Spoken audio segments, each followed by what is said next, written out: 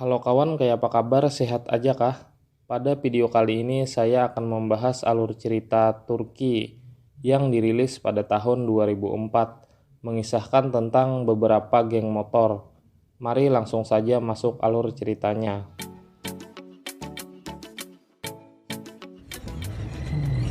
Adegan diperlihatkan dua buah mobil yang sedang ingin balapan.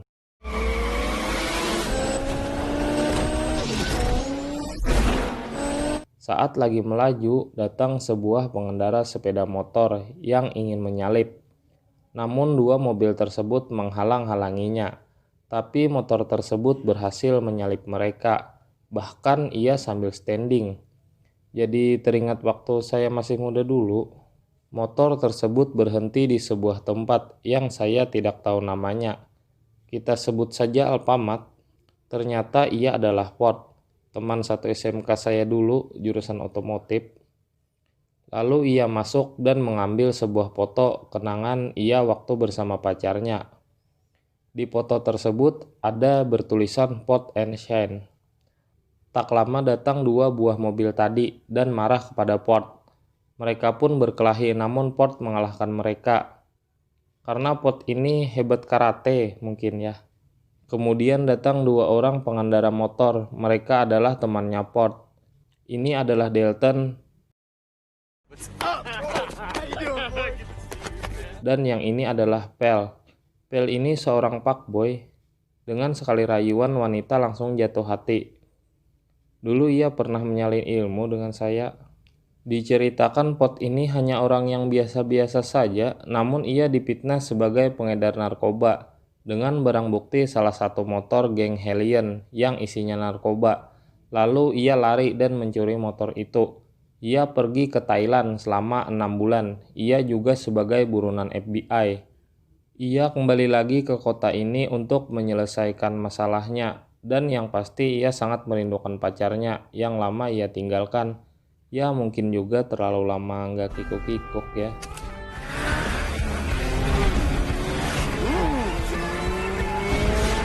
Saat di perjalanan ia bertemu geng kulit hitam. Ford juga pernah bermasalah dengan geng itu. Ketua geng itu adalah Troy dan adiknya Junior. Junior ini adalah seorang yang barbar. Ia selalu membuat masalah, kada paasian. Namun mereka melepaskan Ford dan teman-temannya karena ada polisi yang datang. Trey, one time. Not long enough to forget who run things around here. Not a good time to be feeding Dojo anything, huh? Mereka pun menghadiri acara atraksi motor. Terlihat Pel lagi menggoda wanita di sana dengan menggunakan jurus fuckboy-nya. Kemudian Ford menghampiri sebuah toko. Ternyata itu adalah milik Shen, pacarnya Ford. Shen marah kepada Ford karena telah meninggalkannya selama 6 bulan dan tak ada kabar. Shen mengatakan FBI dan geng Hellion mencarinya. Mengapa ia datang kembali ke kota ini? Ini adalah Luther, tangan kanan geng Hellion. Ia melihat Ford berada di toko Shen. Tak lama datang ketua geng Hellion yaitu Henry James bersama gengnya. Dan ini adalah pacarnya Henry, namanya China. Ia juga wanita yang barbar. Henry ini selain ketua geng motor, ia juga seorang pengedar narkoba. Henry menanyakan di mana motornya yang telah dicuri oleh Ford. Bukan motor yang ia inginkan, melainkan narkoba miliknya yang ada di motor itu. Setelah adu jotos, Ford menodongkan pistol kepada Henry. Lalu Henry pergi. Ia memberikan waktu sampai sore kepada Ford untuk mengembalikan motornya. Henry menemui Troy untuk bekerja sama mengedarkan narkoba di wilayahnya. Namun Troy tidak setuju. Junior, adiknya Troy, pernah membuat kesepakatan dengan Henry. Namun Troy tidak menyetujuinya. Terlihat Dalton memotong rantai motor milik Henry. Saat di bar, Junior membuat keributan. Ya karena Junior ini agak-agak labil gitulah. Henry dan temannya berencana membunuh Junior karena telah menggagalkan rencananya. Junior lari ke kamar mandi. Ternyata di sana ada Luther dan Henry. Mereka membunuh Junior dengan mencekiknya pakai rantai motor yang telah dipotong oleh Dalton tadi. Dalton mendatangi Pel. Ternyata Pel lagi kikuk-kikuk dengan wanita yang ia goda waktu itu. Ya maklumlah seorang fuckboy. Saat Troy mengetahui adiknya telah dibunuh, ia sangat marah. Ternyata China pacarnya Henry. Ia menjadi saksi pembunuhan Junior.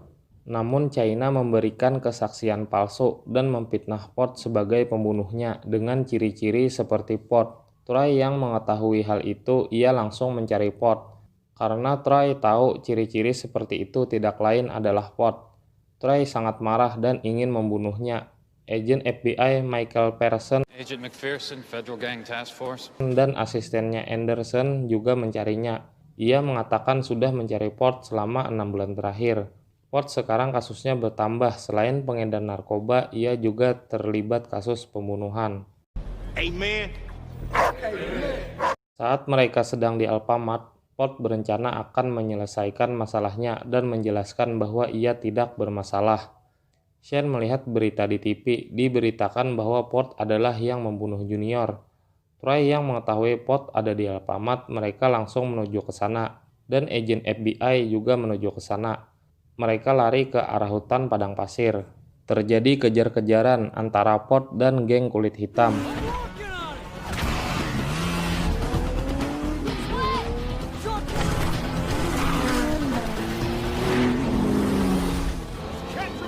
Namun Port, pacarnya, dan teman-temannya berhasil bersembunyi di sebuah gua.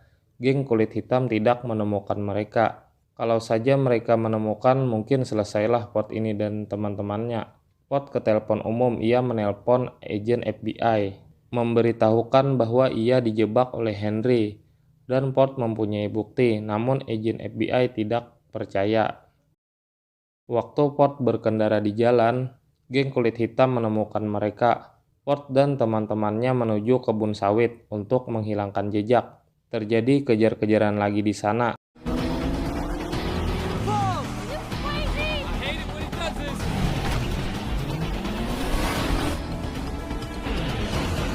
Troy terus mengejar Port sampai ke atas kereta api.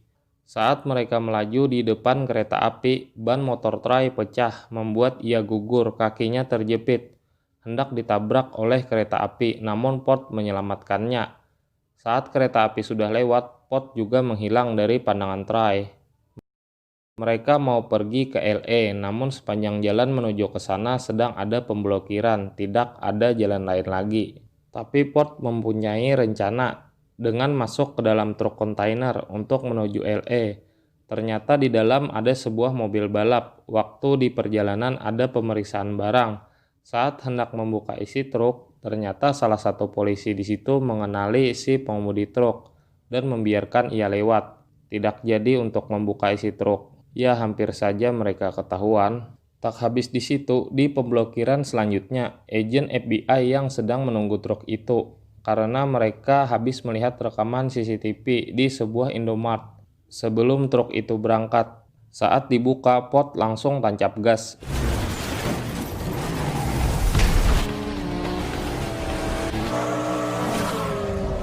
Ia memakai mobil balap dengan Shane dan temannya memakai motor. Troy juga di sana, ia mengejar Port. Karena jalan macet, Port dan Dalton akan bertukar posisi. Namun sebelum bertukar posisi, ia masih sempat-sempatnya cipok-cipokan di situasi seperti itu. Saya bingung juga melihatnya. Port yang sudah memakai motor, ia terus dikejar oleh Troy sampai mereka berdua terjatuh dan berkelahi. Namun Port berhasil menodongkan pistol kepada Troy dan menjelaskan ia bukan yang membunuh Junior, adiknya Troy. Sekarang Port dan Troy berdamai. Port menunjukkan kepada Troy tentang motor Henry yang ia curi. Ada banyak narkoba jenis sabu-sabu di sana. Mereka berencana akan menyerahkan Henry kepada agen FBI dengan semua bukti yang ada dan membawa motor-motor tersebut ke toko milik Shane. Saat teman Port dan pacarnya lagi di persembunyian, Henry dan gengnya mengetahui dan menculik mereka. Agen FBI Pearson mengetahui keberadaan Port dan Troy dan menodongkan pistol dan bertanya apakah itu motor Henry dan narkobanya. Setelah Pearson tahu itu motor Henry dan narkobanya, ia langsung menembak asistennya yaitu Anderson. So now, Ternyata Pearson ini FBI, pengkhianat. Ia bekerja sama dengan Henry, tapi Port sudah memasang bom di motor itu. Dan ia memegang pemicunya dengan mengancam akan meledakkannya kalau Pearson tidak meletakkan pistolnya. Tak lama Henry datang dengan membawa pacarnya dan teman-temannya yang sedang disandra. Henry mengancam akan membunuh Shane kalau Port tidak menyerahkan narkobanya dan pemicu bom itu. Ternyata Anderson masih hidup dan terjadi perkelahian di sana. Troy berhasil membunuh Luther dengan mengikatkan rantai di lehernya. Henry yang melihat narkobanya, ia langsung mengambilnya dan kabur dari sana. Port mengajar Henry dengan menggunakan motor mesin helikopter. Saat Pearson menodongkan pistol ke Troy, ternyata Anderson memegang pemicu bom. Karena ia memakai jaket anti peluru, ia pun meledakkan tempat itu. Membuat Pearson, agen FBI pengkhianat itu, mati karena ledakan bom itu. Di tempat lain, Shane dan China berkelahi dengan menggunakan motor. Perkelahian yang sangat epik, bertemunya dua wanita yang barbar. Aksi kejar-kejaran terjadi lagi. Port yang sedang mengejar Henry, tidak diketahui kecepatannya berapa, mungkin 1000 km per jam, karena mesinnya aja mesin helikopter. Bisa Anda bayangkan sendiri, sampai membuat kaca mobil pecah saking cepatnya, dan membuat rok orang juga terangkat. Henry sambil menembaki Port membuat tangki motornya bocor, dan tembakan berikutnya mengenai minyak yang tumpah karena bocor tadi, menyebabkan terbakar. Ia pun juga dikejar api dan membuat motornya meledak. Untung saja Port berhasil melompat dan Henry terbunuh karena ledakan tersebut. Port juga hampir saja terbunuh karena ia terlempar tepat di bawah ban bus yang sedang lewat. Tak lama Shane datang menjemputnya. Dapat diketahui bahwa Shane sudah mengalahkan China.